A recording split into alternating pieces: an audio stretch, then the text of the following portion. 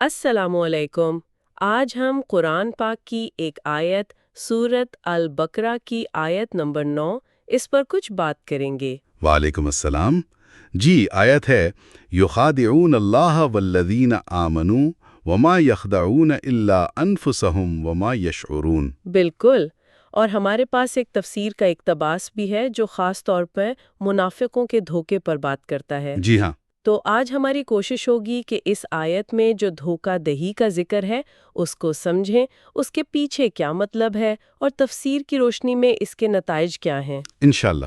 تو آئیے شروع کرتے ہیں۔ سب سے پہلے یہ لفظ خدعون یعنی دھوکہ، تفسیر اس کی اصل کے بارے میں کیا کہتی ہے؟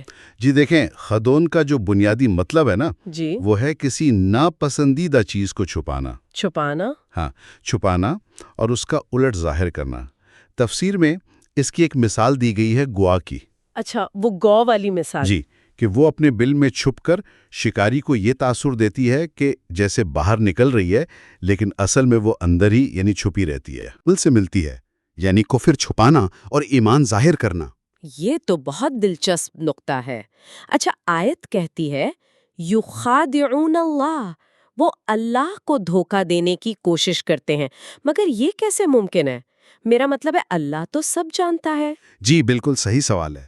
اصل میں یہاں اللہ کو دھوکہ دینے سے مراد اللہ کے رسول صلی اللہ علیہ وسلم کو دھوکہ دینا ہے۔ اچھا، جی، تفسیر یہ واضح کرتی ہے کہ چونکہ رسول اللہ صلی اللہ علیہ وسلم زمین پر اللہ کے نمائندے ہیں، تو ان کے ساتھ کیا گیا معاملہ وہ جو ہے اللہ ہی کے ساتھ معاملہ کرنے جیسا ہے۔ صحیح۔ قرآن میں بھی دوسری جگہ آتا ہے من یطیع الرسول فقد اطاع اللہ، یعنی جس نے رسول کی اطاعت کی اس نے اللہ کی اطاعت کی۔ جی ہاں، سنا ہے۔ اور ایک اور جگہ ہے ان الذین یبایعونک انما یبایعون اللہ، یعنی جو لوگ آپ سے بیعت کرتے ہیں وہ دراصل اللہ سے بیعت کرتے ہیں۔ تو گویا رسول کو دھوکہ دینا اللہ ہی کو دھوکہ دینے کے مترادف ٹھہرا۔ بالکل۔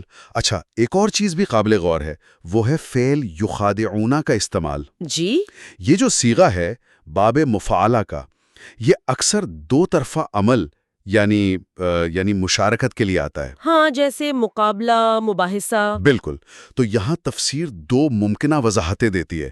ایک تو یہ کہ یہ ان کی کوشش کی شدت یعنی مبالغہ دکھانے کے لیے ہے۔ یعنی وہ بہت شد و مت سے دھوکہ دینے کی کوشش کر رہے ہیں۔ جی، یا پھر دوسری وضاحت یہ ہے کہ یہ ایک ظاہری منظر کشی ہے۔ ظاہری منظر کشی؟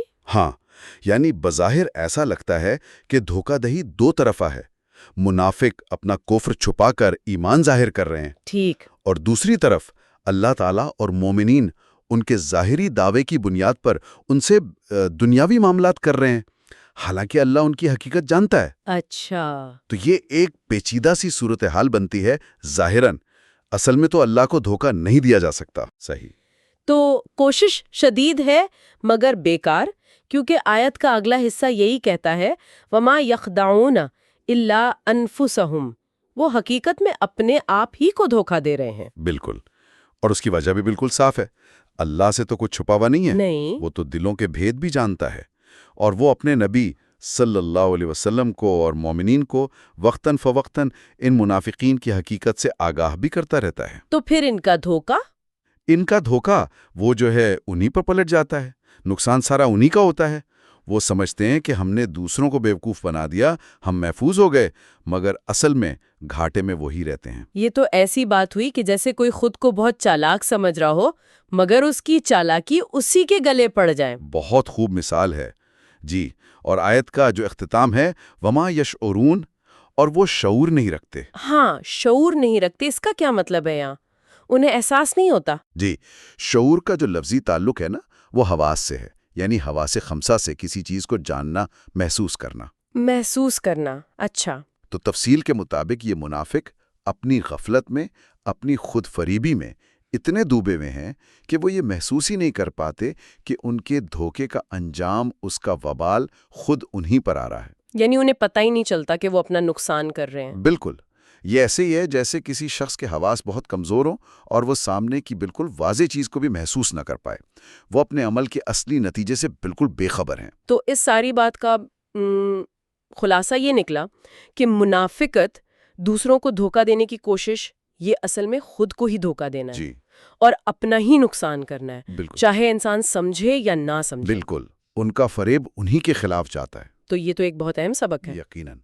اور یہ بات ہمیں ایک گہرے سوال پر بھی غور کرنے کی دعوت دیتی ہے۔ وہ کیا؟ دیکھیں، یہ جو تصور ہے نا کہ اپنی حقیقت چھپانا اور دوسروں کو فریب دینا اور اس کا انجام خود فریبی نکلنا، جی یہ صرف مذہبی تناظر تک ہی تو محدود نہیں، یہ عمومی انسانی نفسیات اور سماجی رویوں کے بارے میں ہمیں کیا سوچنے پر مجبور کرتا ہے۔ اچھا نکتہ ہے۔ یعنی کیا وجہ ہے کہ انسان کبھی کبھی اس غلط فہمی میں پڑ جاتا ہے کہ وہ دوسروں کو دھوکہ دے کر بہت کامیاب ہو رہا ہے، حالانکہ اصل میں وہ لاشعوری طور پر شاید اپنا ہی راستہ بند کر رہا ہوتا ہے۔ یہ ایک غور طلب بات ہے۔